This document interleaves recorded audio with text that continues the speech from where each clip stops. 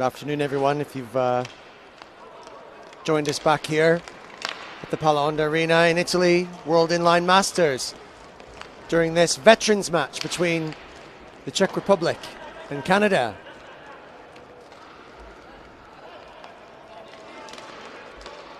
We took a short break to do whatever it is that it takes to continue to bring this live stream and this live event to you from the slopes of the Dolomite Mountains.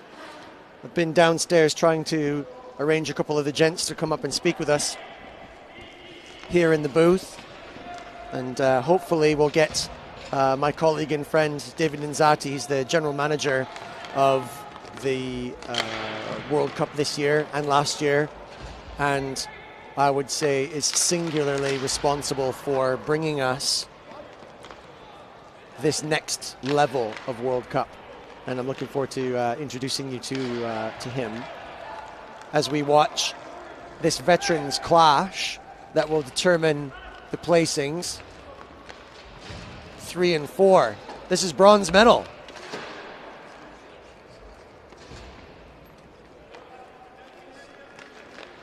For the veterans side, and you'll hear in a moment from David Nzati exactly how important he thinks it is to continue to build and expand upon this, what is now really the only Masters inline worldwide, and now building into something really special. Canadians going on a run there.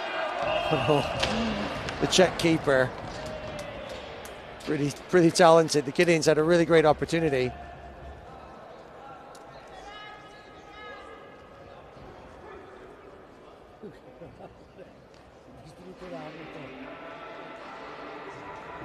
Two on nil. Maybe could have made the back pass. Fancied it himself. No dice. And the Czech player, for his troubles, manages to wipe out a referee too. Welcome. Hopefully a few of you stuck with us through this short little lunch break. An important ritual in this country, to say the least. And we expect that now we will be back in full presence for the rest of the afternoon as we bring you finals day here at the Palaonda Arena. As the Canadian veteran grabbing a hold of anything he can get to try and eke out an advantage in this match where the scores are tight. The Czech lead the Canadians by 3-2. Czechs is always doing just enough.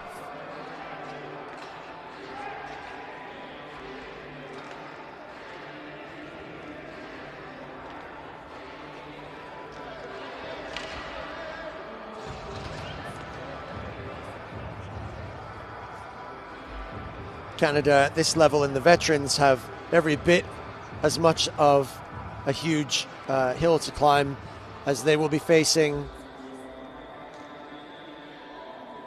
a number of gents who have many times raised the World Cup above their heads at 38s. This is the second year now running where we've had a full veterans team being represented here at the games, and veterans a really important part of these games as well too.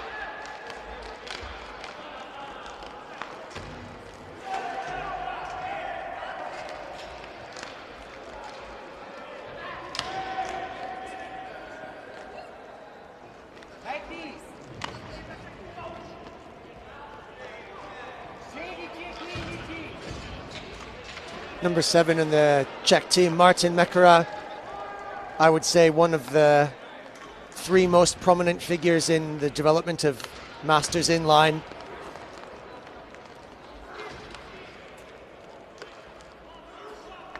His federation in the Czech Republic having hosted 2 World Championships now, early on in the development in Beroun in the Czech Republic, and then more recently in Prague, in the arena home of Slavia, Prague, where we played.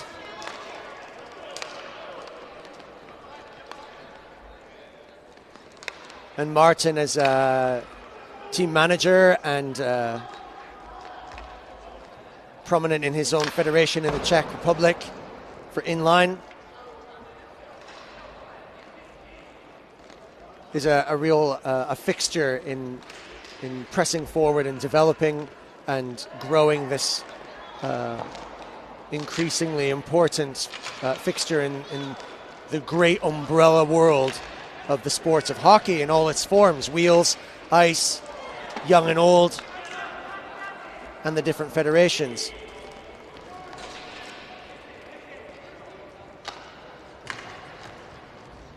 Every possibility that the World Cup could be held in the Czech Republic again, as Martin Mekara feels it's so important to be able to develop it by stepping up and volunteering. One of the few places that really does have the infrastructure to be able to hold such a thing. And the Czech Republic are great. Whoa! Cheeky little backhand there for Canada, almost putting it together. The Czech Republic, one of the few places kind of in the thick of it here in Europe that could really well host the games like this. But discussions being had all the time, the next steps to grow and develop this sport. It's just too good to put down.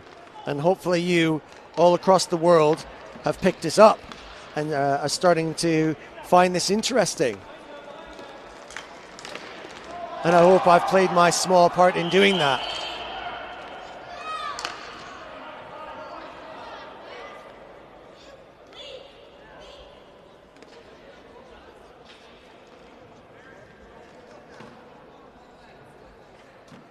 The Canadians, family and friends who are here in attendance watching, having traveled so far, had to come and support their boys, their dads, uncles, elderly gentlemen.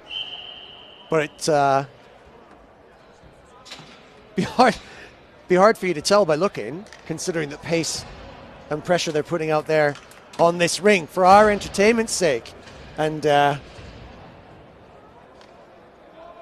for their passion.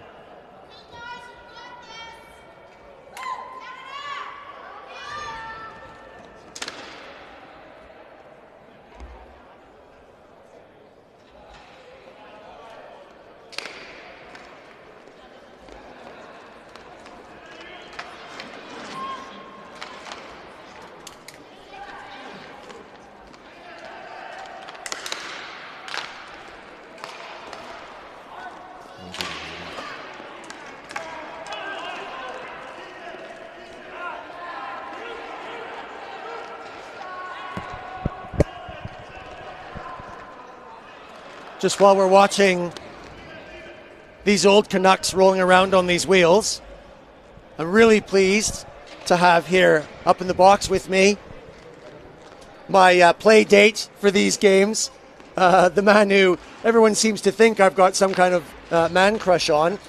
I was looking for a picture of him on Facebook to see if I could get a neck tattoo, but there's nothing really very good on there, to be honest with you, so we're going to have to get a couple of better ones. And I've said to you, you're going to have a shave before I really commit to that sort of thing. Ladies and gentlemen, I'm pleased to introduce captain of the Team Canada, Michael Hunt, who's come up to the box to talk to me. Gentleman of the game, Michael, once again, Canada coming and representing themselves at this level of hockey. How do you feel that they've done compared to what you were expecting? Well, I think, we came in here expecting to win a gold medal, and anything short of that is going to be disappointing. But every guy in the room, we sat there after our final game against France, and, we only lost one game this whole tournament. We went 5 wins, two ties, and 1 loss, and actually we're leading that game 2-1 at the beginning of the second half. So, we had a bad period, and unfortunately in a tournament style like this, bad period at the wrong time is going to end up in a bad result. So, I know a lot of people in Canada look at fifth place and say, it's a disappointment. But the guys in the room came to the World Championships and we won. We lost one game. We had the hardest schedule. We played the toughest opponents. Our bracket was the hardest by far, and there was no easy games for us. And for us, we were, like I said, we were ecstatic. Last year we got to play for the bronze medal. This year I thought our team was stronger, and but consequently so is every other nation's teams. They're getting stronger as 36-year-olds turn to 37 and 48s turns to 49s type thing. So But for us, we're keeping our heads held up high. We have nothing to be ashamed of. Like I said, we lose one game in the whole tournament, and unfortunately, it was just the game that we needed really to win. And absolutely. But other than that, the event's been unbelievable as usual, and it's just going to get bigger and better. Yeah, and it's so important for teams like Canada and the USA to come here and really kind of stretch the tournament. But as I was saying to Carl earlier on, as he was up here in the booth having a chat away, really surprised by the level and the standard of the play, and maybe slightly different type of play. How do you think Team Canada can sort of go back and consolidate and adjust to this kind of slightly different type of hockey that they might be used to playing? Well, I think the biggest thing for our guys in our room and our organization is trying to figure out how to get over the quick jet lag of 7 hours, having to spend an entire day to try just to get to the time change. And then we're not accustomed to playing in this kind of heat either, and I'm sure none of the guys are. It's very, very hot this week. We have to figure out a way to not run out of gas or bring the same intensity in games 6, 7, and 8 as we do in game 1, 2, 3, 4, 5, because we were dominant in the first. We very easily could have won both games against the U.S. and against France that we tied 2-2. And I think, like a lot of the teams, we ran out of gas. But we have to figure out a way to kind of keep our energy throughout and maintain our energy throughout the entire tournament. So when we have that period against Italy where we just seem to run out of gas, that won't happen. And I think for us, that's just what we're going to try to figure out is, do we get here a few days earlier? Do we less stressful practices and maybe a different system where we're not moving as much, because again, we're also not used to the Olympic size rink.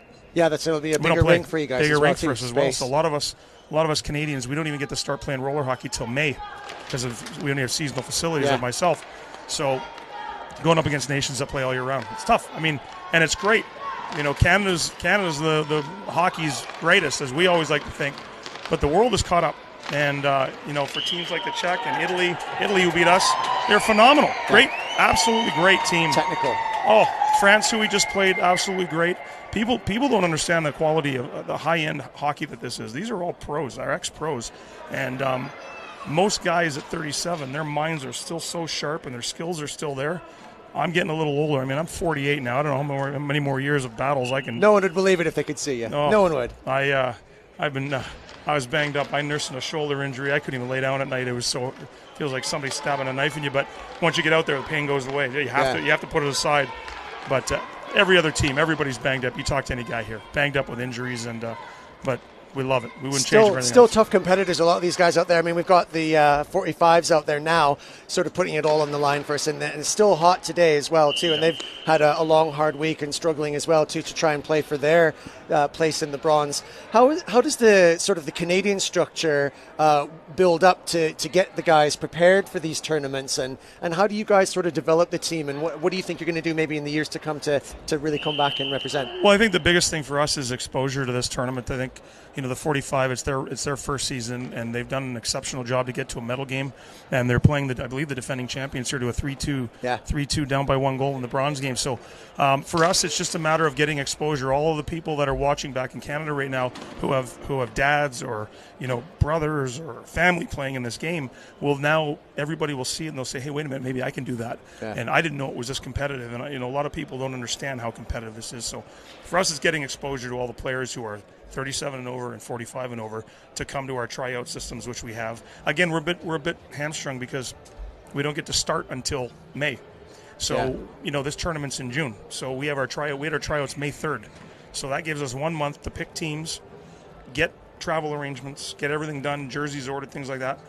It's a huge undertaking, and guys at Canada Inline did an amazing job. Ben Frank, Mika Trepanier, Donna Forbes, Ryan Beliveau, those guys at the main branch, the main office back home, making sure that everything's done. They're the ones who are really helping move this along the right way. I lend my support when I can, which is all the time. Yeah. But for us, it's just a matter of getting exposure and getting guys to see how great this is. And put your Canadian jersey on. There's not a lot of guys that would say no to this. Absolutely. And now that really clears up the technical side of it, but also at these games, particularly for gents at this age as well too, something else going on here at these games, something a bit more special, something a meaningfulness of what we're doing and why we play. So for you, can you describe what it is and what it means to you to come out and play, not just for Canada and the Maple Leaf, which is great, but what does it mean for you to come and represent hockey as a sport and represent it to the rest of the world? I think this event is fantastic. It's sort of a reward for all the guys who have put their heart and soul into the sport of roller hockey for many years. I've got 22 years in the game, and being able to come here and literally we have global friends now. This tournament, I keep telling everybody, is so different than the men's world championship or the junior world championship. Everybody we get out on that rink and everybody's playing hard, and we're trying to win at all costs. But the minute the game stops, everybody's two teams on the rink taking a picture together. People are talking with each other. People are having a couple of cold ones upstairs together, meeting at the hotels and going to the parties and hanging out. Everybody knows each other. Everybody knows everybody's families. Everybody knows them by name. So, and it's a lot of the same guys. And it's nice because new guys are coming and experiencing this.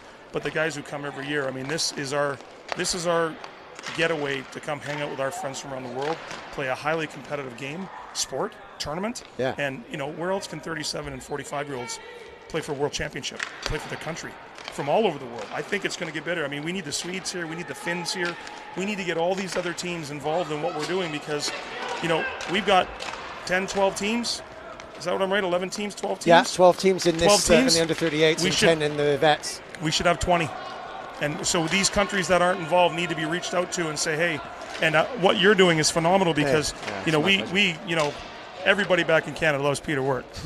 and you're a Winnipeg boy with a British accent, which we all get a kick out of. Yeah. Right? I get a kick out of it too, and so do many others. So we're what you guys do with the videos and the live streaming and your volunteer hours, people don't know how many hours you sit up here day after day, night after night, 10, 12 hours a day doing these games, and you're help growing this sport globally through your efforts and your team's efforts and all the people that are volunteering here.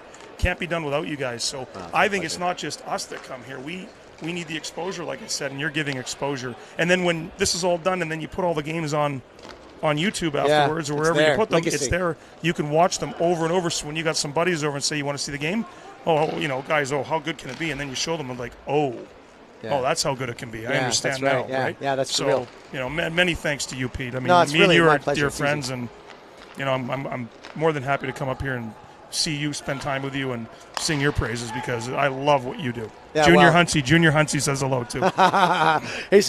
We've been having a few chats about you, stuff like that. It says that you've not really stepped up at home to the same level as you step up out here. Is that what you're going to do now? Are you going to go back for the summer, have a good think about what you've done out here, share the love with the rest of your compatriots, and then maybe step up at home as well? Well, what's funny, as soon as I get home, we still have some league games left in my rink, and then July 7th and 8th, we're going to head to California for the AAU International Junior Olympics, where we have I think 12 from 8 and under all the way up to 35 and over Canadian teams going. I'm going to be coaching, I think I might be coaching the 10 or the 12s. I don't know yet, 10 and under, 12 and under. So my summer's pretty full with non-stop. You are Mr. Hockey. Yeah, well, I try to be. Yeah. And, now we're trying to give back a little bit to the game and let the kids. That's great. Give back to the kids. And, we got a lot of kids playing for Team Canada. So I also got some school visits. When anybody in Manitoba makes Team Canada, we go to their school in front of the entire school. We present them with their jerseys. That's awesome. And we make a real big deal out of it. And so we've already done 3. I've got 6 or 7 visits at home before I go to California with the boys. So listen out there, players in GB. This is how you do it. This is how you grow a sport in your country. Absolutely. Listen careful. Yep, absolutely. Mike, you've been an absolute stalwart of the game, a gentleman, and it's been my pleasure to make your acquaintance over these last 2 years. I know that we're going to see each other again many times out here working together in our own little areas to do this. Is there anyone you want to say hi to back home? Yeah, well, of course. Hundreds. Yeah, hundreds. I mean, I don't want to leave anybody out. Mom, Dad, my brothers, sisters, Junior Huntsy for sure, Cameron, Nick, my stepson Nick, and obviously my stepdaughter Janelle. And, Millie, my wife, is here. So, she'll see this later on. But and all the good people in Winnipeg that support my rink, Wayne Allery, all the guys, Bryce, and all the guys back at the rink. Aaron Moss, Mossy 2.0. There's just... just phenomenal. Standing in the boys, it's great stuff. I wish Mossy was going to be here. He's the guy with the big beard, my good buddy. He was going to be our Canadian spiritual leader, but he got tied up with some work things, and so all those guys, and it's phenomenal. I just can't wait to get home and see all the boys. You've done yourself proud. You've done your country proud. And you've done hockey proud, and I suppose that's as much as anyone could ever be expected of it, but you do it with a certain smile on your face, a real charm, and well done, mate. You are Mr. Hockey and Mr. Winnipeg too, and it's a real pleasure. So thanks very much for coming up here, and keep up the good work. We'll see you again and again and again. Will do, Peter. I appreciate everything you do, and I know everyone else does as well. Great job, my friend. Okay. Thanks a lot, bud. Take care. See you soon. Captain Michael Hunt, Team Canada, and captain of the game. And I don't think I could give a better accolade to a Canadian than saying he's a master of our sport, on wheels and off as well, and representing something of the spirit of our sport as well as the skill. So it was my real pleasure to get him up here, because I know how important it is to him, and you can hear from him yourself how important hockey is to him and how important it is to all of us. And, don't just be fooled into thinking that it's just in Canada. These Great Britain players sat in front of me here, and the players from the Czech Republic, Slovakia, Slovenia. As Canada pot one to equalize. 6:42 left in the second period. They're not done yet. The bronze really up for grabs. Germany, Hungary, who came out here with a huge mountain to climb, scrambling together to make a team, couldn't quite put it together, got a bunch of guys he knew, called in some favors, and then finally just made something of a team to come out, and have actually just avoided the wooden spoon. So they did get a win in the end, and that's really important for them to develop, because we need them. And, from the bottom we grow, and it raises the level of everybody. And as you heard Mike saying there, the standard from last year has already stepped up a notch. Everyone brought a better team, and even sometimes still that's not enough, because we're all moving up one notch on the ladder. Team GB, as you've heard me say many times, played better than I've ever seen any Team GB play before, but they've still got yet more steps to take. And everyone now, after this great tournament, inspired to do it. Listen carefully, my fellow Brits in hockey, from Mike about how to grow the game. School visits? Come on, standard. Of course we should. So let's start thinking about how we're going to grow the game, and then come back here and compete even stronger. We made the right steps, the right moves. Let's keep that pressing forward. The Czech Federation, I know, under the tutelage of Martin Mekara, who's out there playing now, have been working hard consistently to do the same sort of things.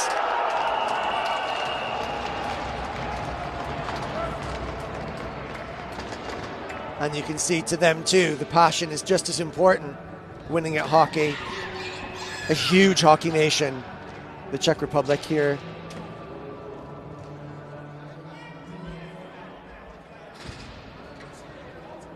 And then, as mentioned before already too, like the Australians, who, must think to themselves, wow, how can we compete? How can we represent ourselves in this sport that's so dominated by, the northern countries, the winter nations, the winter sports specialists? And they do. And they do it with a certain kind of charm that's not just hard to ignore, but impossible not to appreciate.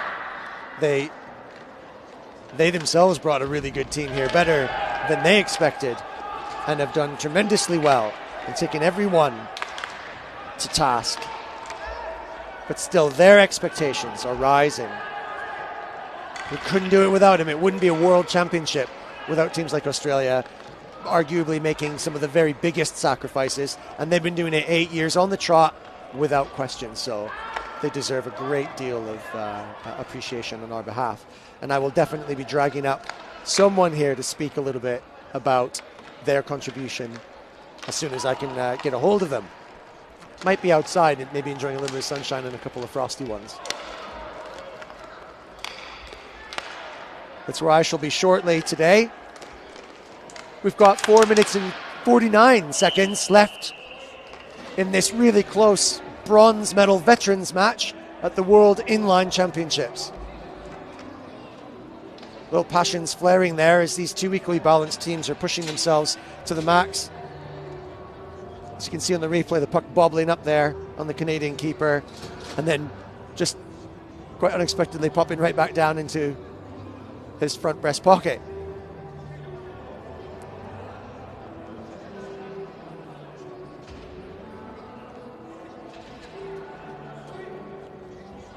Czech Republic 4, Canada 3.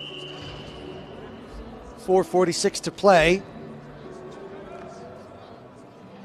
Still to come today, as advertised, we have at 2:30 local time, game number 45, which should prove to be another epic. If it was anything like Italy v. the United States last night, the entire stadium was absolutely jumping up and down, local fans screaming for their local team, but Team USA being able to find something extra special at the very last minute and putting themselves through to the final. And a tough and controversial match it was too. So we have a repeat this year in the under-38s, the Masters between the Czech Republic and the United States. So get yourselves ready for that, stay tuned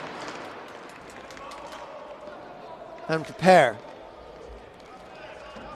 In between that time, that'll be at 5:30 this evening, or so it's scheduled. If we go into any extra time, which is certainly possible here, the Canadians manage to defend against this and maybe make an attack in the last 3 minutes and 30 seconds.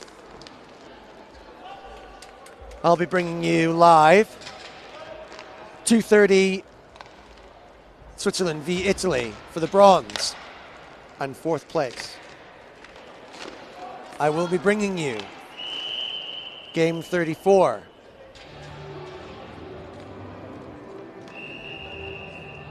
Which is the US versus Slovakia in the veterans. And then at 5:30, the final, Czech Republic versus United States in a repeat of last year. And the United States, no less, bringing an exceptional team, stronger team, full vets and full Masters side, and looking every bit as strong and doing exactly what they've always done.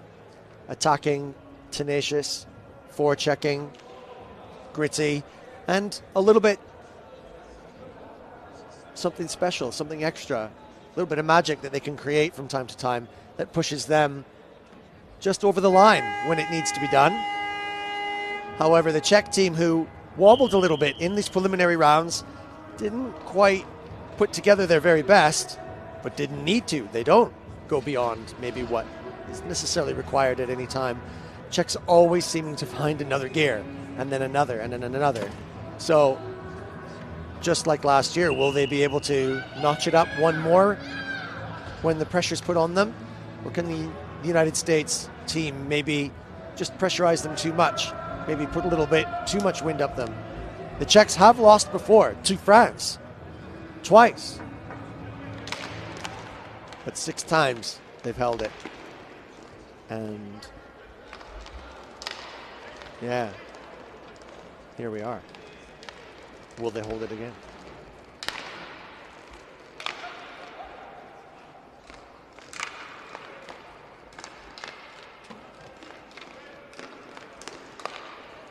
Three minutes left to play here, and it looks like they might hold it in this match, at least for the bronze.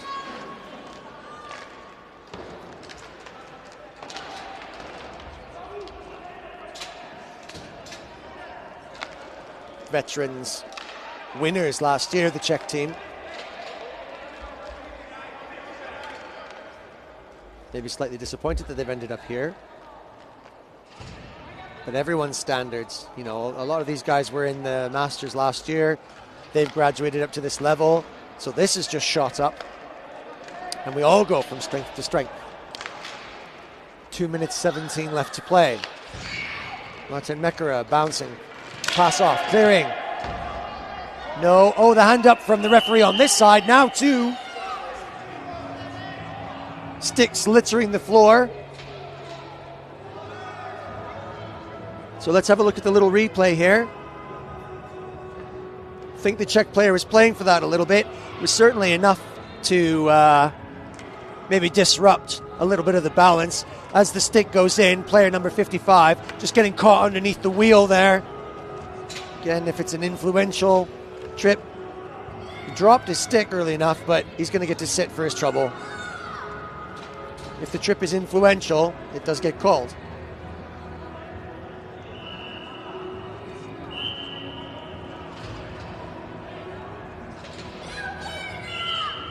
So we roll merrily along. We've not got long now. 2 minutes left in this bronze medal veterans match between the Czech Republic and Canada.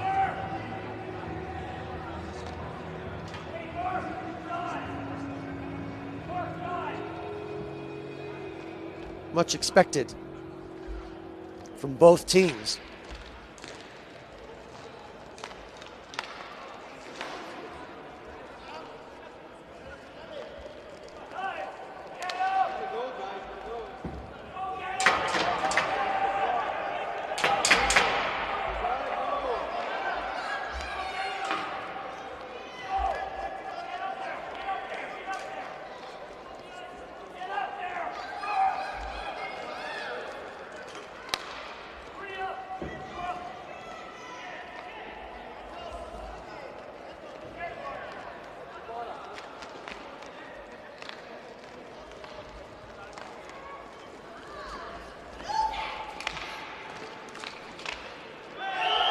Czech team now organizing themselves on this power play. And when they attack forwards, they've done that before in World Cups past, so they know how to do it. And just punishing the Canadians for that penalty. They'll be disappointed, the lads, they really will be. 121, might not be quite enough time to get 2 goals back. It's certainly not impossible, but it's tricky, especially in this heat. And with the attrition of 4 solid days of hockey and games already under their belts. Let's just enjoy the last minute or two and see what anyone else has left in their locker.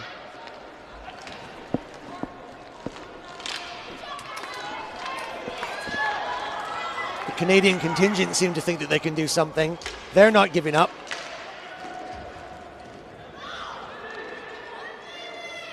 Vince struggling to keep a hold of the puck, trying to put himself in a decent position. Great little shot. Keeper had to work for it. Everyone was wondering whether or not it was going to pop out again, but they kept a hold of it. Wrist shot, floated through. The keeper grabbed it in his glove. He wasn't sure. I think he's got it in his glove, and no one was really certain. Canadian player in the slot hoping that something would pop out for him and he could capitalize. Less than a minute left. It might not be there. Canadians just getting pipped to the post. Martin Mekara looking for the open goal. And he does what he needs to do. And he seals the Canadian fate. And delivers them into 4th place. I've seen Martin, number 7, Martin Mekara, raise a World Cup above his head many times. But for this year, the bronze will be, I think, just enough for him. And he's been spending his time concentrating on continuing to develop our game solidly right through the ranges. Very potentially hosts next year. I'll be talking to David Ninzati shortly, as soon as he comes upstairs and joins me. He's a very busy man, hard to get a hold of, but as soon as he does, I'll get him up here and he can tell you himself about what's happening with the future of Masters Inline and how he's going to play that role. I hope he does, because he's, as you've heard, spoken by everyone so far. He's done an amazing job.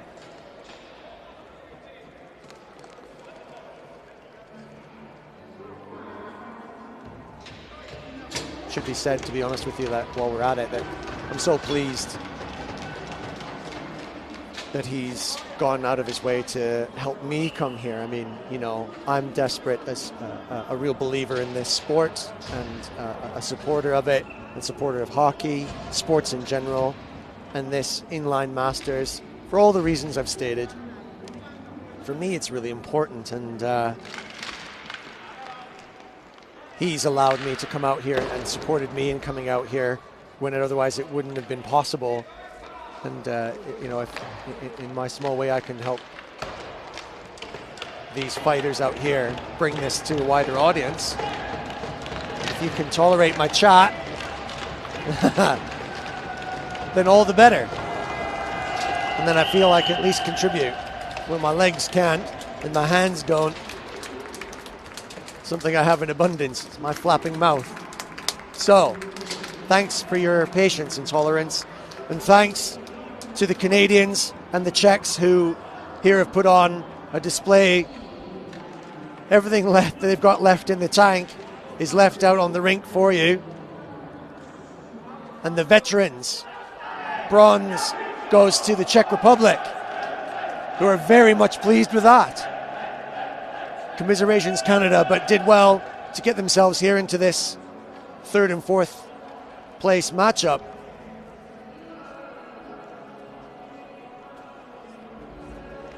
And every bit, as they've said many times in their bios, very proud to represent Canada no matter what the circumstances and situation.